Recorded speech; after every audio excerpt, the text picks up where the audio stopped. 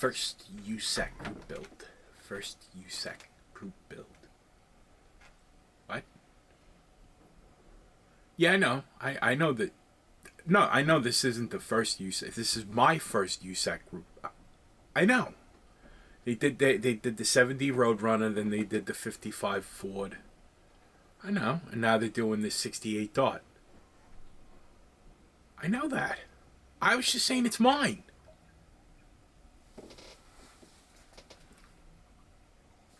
There's nobody over there. I'm not just stupid. I'm also crazy. How you doing? Hey, welcome back to Frank's Model Works. I'm Frank. This is going to be my first USACC Group Build. Very exciting. So, what am I going to do? Everybody's doing their... At first I thought... I haven't done a resto mod in a while. And the last time I did it, it was pretty... It didn't come out very well. So I thought to myself...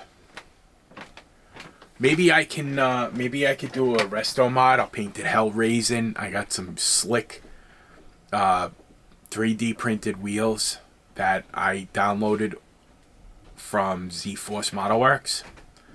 And then I noticed that everybody was doing resto mods. And then I was like, all right. But then I noticed everybody's doing Pro Streets, and then everybody's doing... They're cutting the rear wheel well opening, and I'm like, all right. Well, you know what I've never done? I've never done like almost like a bracket racer, just like one of those things like one of the channels on YouTube would drop some money into, make it look really nice, and then go out and get called out at the duct tape drags for being a cheater. You know, because the car's worth more than $5,000. I wanted to do one of those. So I think that's the direction that I'm going to go. So I'm going to put you... Well, we're going to go up there. We're already up there. We just don't know it yet. But the next time you hear my voice, that's where I'm going to be speaking from. The next time I hear the voice that was over there...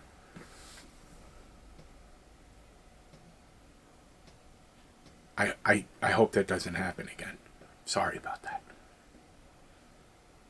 So, let's get started. Show you the direction I want to go in. First things first, the kit. Here it is. 1968 Dodge Dot. It has a Hemi in there, but I ain't going to be using the Hemi. But as you can see on the box, this is a sealed kit. Sealed. So, let's crack it open. And this is this is a couple of months after the September 15th kickoff. So I'm behind the 8 ball because of what happened. But rules are the rules, and that's the way it is. So I have some experience with this kit. It's a really nice one. And I already have an idea of... I've done some preliminary, not work on the kit, but work on the decals that I'm gonna be using, because I'm gonna try to have custom decals made. If I can't, then I'm going to, I guess, print them out myself and try to get them on, which is not a big deal. I've done it before. It's just I would rather, professionally done.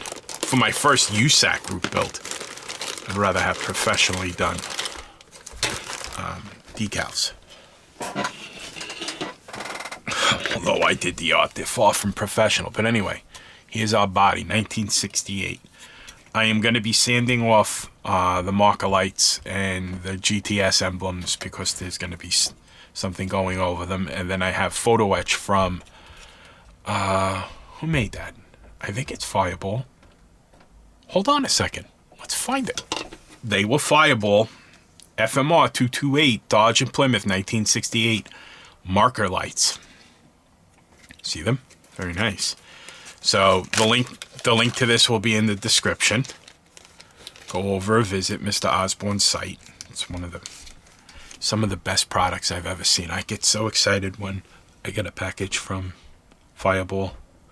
So we'll put those on. Looks like you're going to have to trim them to go on. Or I guess you could drill them out so that they get a caliper reading somewhere along here and drill a hole so you could put them in. But better than what's on there now. And this I can probably treat to the Revell chrome trim treatment.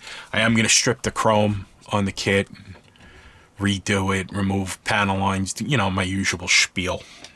But the only thing I'm not digging is, and I've run into this with I'm not going to be cutting out the wheel well. And I'm worried. I'm worried because I don't want people to be able to see, because it kind of telegraphs through that this recess is here like this. So I'm hoping that that's not going to be a problem.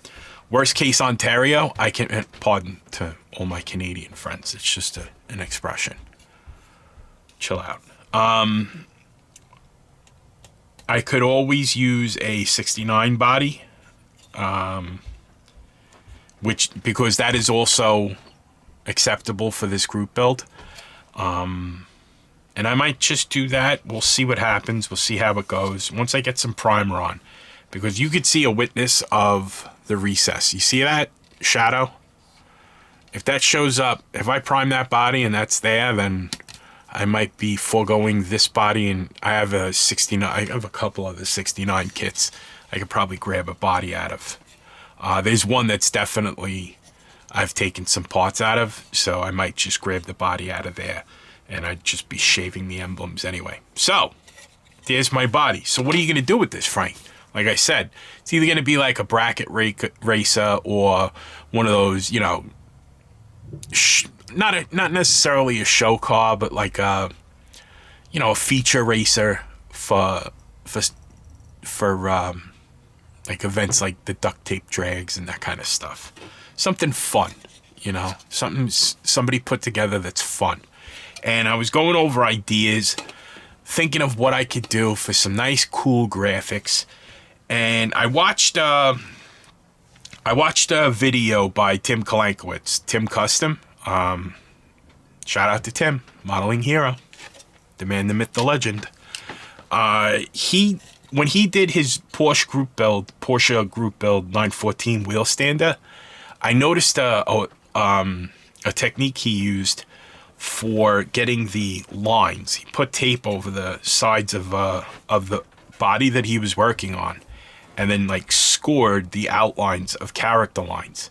And I did that as well for this body. And it wound up making a template. Let me go get that. You know, I probably would have been a good idea to prepare a little bit more for this. Hold on a second. So from that, putting tape on the sides, I developed these templates. You see, there's pencil marks where I scribe the character lines from the side of the body. You see them, they're kind of light pencil lines. You can see them more that way. And I then took the tape, put it on a piece of paper, driver side, passenger side, and then I did the same thing getting the trim and stuff like that for the roof, for the trunk, for the front of the hood, and for the scoop, because this is going to have a scoop. And once I had this, I scanned it into my computer, and then I had, you know, because this is basically full size as far as the model is concerned, and this is an 8.5 by 11 inch piece of paper, and you can buy decal paper in 8.5 by 11 sheets. So scanned it in, and then from that I had an image that I could then open up in Adobe Illustrator and start drawing decals. And from that, I started to think to myself, what kind of elements, late 60s, Dodge Dart, like what can you do, a play on words for Dart, There's dot. What was the couple of things that I went through, but they'd been done already. And I'm thinking to myself, dartboard. All right. So what can you do? Like, what would board have to do with a car? Well, Hemis ain't cheap. 440s are getting pretty rare. So a more viable option for you would be to get a 383, bore it over. So, all right, dartboard. So I spell board B-O-R-E-D. And then the next thing I know, you got a 383, board it 30 over. That adds about 6 cubic inches. So that's 389 cubic inches. So now I'll put that somewhere. Dartboard. I'll get an image of an actual dartboard, put it somewhere. And what else? I'll put another element in it. So going through, what other element can I add to a late 60s Dodge? And because I'm working on a mod top tutorial, I had been drawing in Adobe Illustrator the patterns that would be used for a mod top and a floral top. And check out that video and you'll see the second part of that series, and you'll see that I actually did manage to make JPEGs that could be used in 1/25th scale to replicate floral tops and mod tops. I said, well, that would be a pretty cool element to incorporate into the decals and add some visual interest. So it all started to come together, like a vision started to form. And what I came up with was this. These are the decals. So now if you look at it, you'll see this is like a 60s groovy font. Dartboard, 389 cubic inches. There's the dartboard. I incorporated the floral top pattern into it. This is the trunk, the roof, the hood, and the hood scoop. So I guess I'll have to cut out the hole for the hood scoop in this part, and I made some extra stripes and got a driver's name. I'll use contingency decals off of like a gopher sheet in order to put, you know, the sponsor logos and stuff like that, the typical stuff you see on a race car. And then the driver's name is Mike McElduff of Smyrna, Georgia. Now, Mike McElduff is a real person. He's a friend of mine. Known him for almost 40 years. And if there was anybody that I knew personally that would drive a drag racing car, it's Mike. Mike was always, he was probably the craziest out of all of us, the crew that I hung out with in high school. Mike is actually a pilot for an airline. Damn good one. And he's a great guy. I built, I'm gonna put a picture up right now of, I built a little pilot figure that looked exactly like him. And he's in one of my radio control planes. If you look at the rest of my channel, most of my channel before February of 2024 is just raw videos of me flying radio control planes.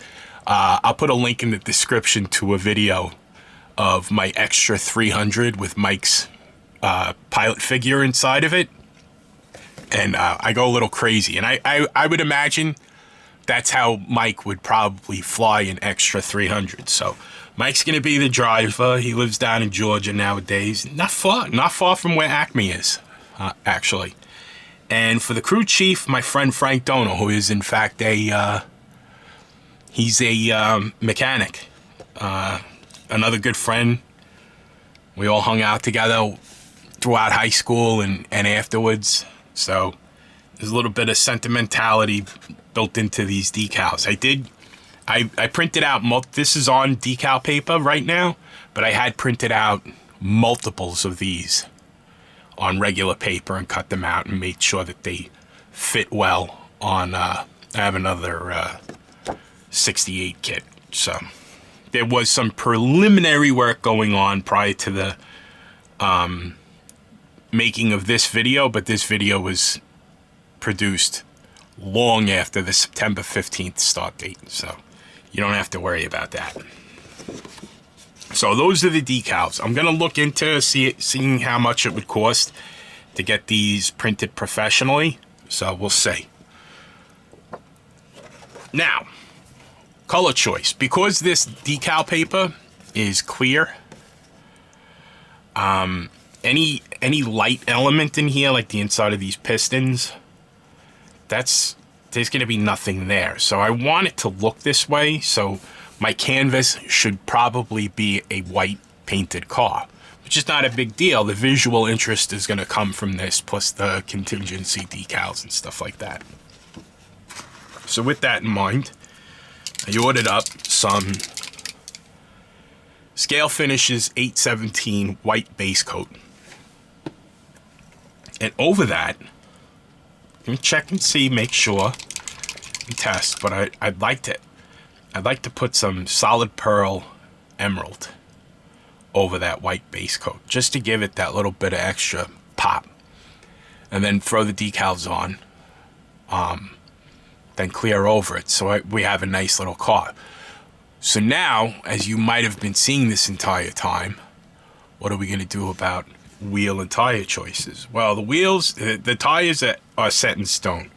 These tires I printed off. I downloaded off of Cults 3D from Z-Force Model Works.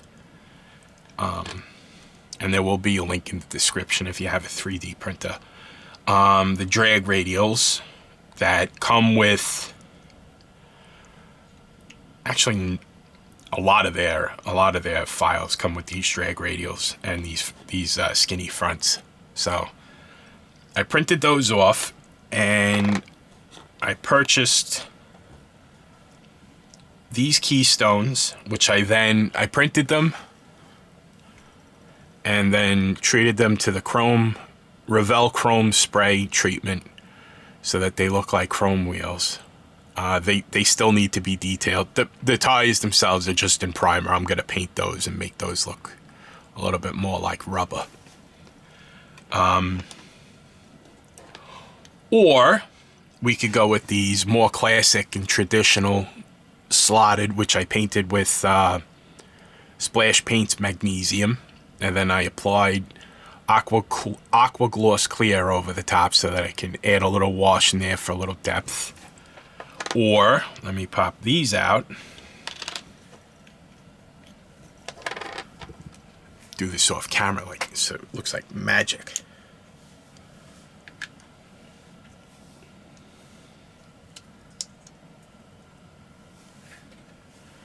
These center lights. Now, I am a big fan of center. I've always loved these wheels. So these are painted in Splash Paints Metallizer aluminum, and they are looking nice, but I don't know which way I'm gonna go. So I'm not gonna be cutting the rear. I'm not gonna be tucking them in like this. This one's gonna stand up. I'm not gonna really modify the rear end. So I'm gonna do whatever I have to do to get these meats inside the fender well as it exists stock. So I'm looking at a stance of somewhere in the neighborhood of that, which is, not a down and dirty big beast of expensive add-ons, but this is probably doable with the stock. Maybe I'll add some. I did buy some traction bars. I'm sorry. Yeah, ladder bars or traction bars from MCV Products, Matt Inman. So I don't know. We'll see. Maybe these, a bit classier, and we'll take it from there. So I got my work cut out for me. I'm eventually gonna get started on this. I do have the 1970 Boss 429 Mustang that I'm working on for Jason at Blue Ox Model Shop's Street Machine Group Build. That's actually coming along cool. Videos are on the channel. And I got a couple other things going on in the background, but this is due in March, and I'm reasonably certain I'm gonna make it. And I'm only gonna do one. because I learned my lesson on the Porsche Group Build. So let me throw you back on the, well, I'll meet you back on the tripod and we'll sum up this episode. I wouldn't say, I don't know if I've gotten enough done to say that I'm off to a good start. I'm off to a start. I know that those decals are the way I want to go, and that color is the way that I want to go. And, you know, a little bit of flash of the pearl be nice. But I'm still up in the air as far as the wheels. I don't think I'm going to do the keystones. I like keystones. I just don't like them on drag cars. I like those magnesium slotted wheels, and I always love a set of center lines. So, between the center lines and the slotted mags, let me know down in the comments which way you think I should go. You never know. I might go with your recommendation. So, the kit itself is really nice. I have some experience. I have enough experience with it. The layout is almost identical to the 69 GTS that I built with the floral top that's been featured on the channel several times. So I will keep you posted on this. I am going to get it done by the deadline. I get them all done by the deadline. It's just I give myself too many deadlines or too many things that have to meet that deadline. Because I'm stupid. And as we saw in the beginning of this video, crazy too. Great. As always, I got Frizzo's back. I appreciate your support. And until we speak again, my friends, take care of yourselves and be well.